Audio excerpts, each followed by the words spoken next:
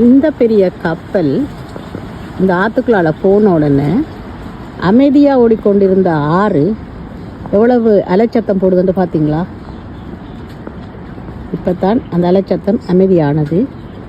இந்த கப்பல் அமைதியாக போன இந்த ஆற்றின் தண்ணியை ஆட்டி விட்டுட்டு போயிட்டுது.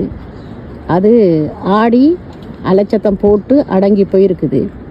இப்படித்தான் வாழ்க்கையில் சில மனிதர்கள் என்ன செய்வாங்க என்னமென்றால், அமைதியாக போகிற சில பேர்ட்ட வாழ்க்கைக்குள்ளே பூந்து அதுக்குள்ளே கொஞ்சம் பிரளிகளை கிளப்பி விட்டுட்டு தாங்கள் அப்படியே போய் சேர்ந்துருவினோம். அவங்கள் அந்த பிரச்சனைக்குள்ளே மாட்டுப்பட மாட்டினோம்.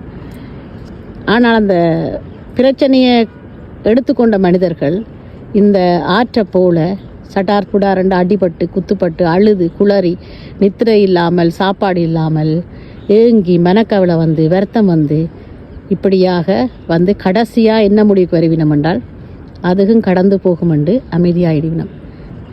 நாங்கள் என்ன புரிஞ்சு கொள்ளணும்னு சொன்னால், இந்த அமைதியாக ஓடிக்கொண்டிருந்த ஆற்றை எப்படி இந்த கப்பல் வந்து கொஞ்ச நேரம் ஆட்டி விட்டு போச்சோ, திரும்பவும் அந்த ஆறு ஒரு அலை அடித்து போட்டு அமைதியாயிட்டுதோ, அதே போல் நாங்கள் என்ன செய்யணும்னு சொன்னால், எங்களை யாராவது வந்து குழப்பினால், எங்களோட மனக்கவலையை உண்டு பண்ணினால், அந்த ஆளுக்கும் அவரோட கதைக்கு முக்கியத்துவம் கொடுக்காமல் நாங்கள் அமைதியாக இருந்தது போலவே இன்றைக்கும் அமைதியாக இருந்தால் வாழ்க்கையில் துன்பம் வராது, நோய் நொடி வராது.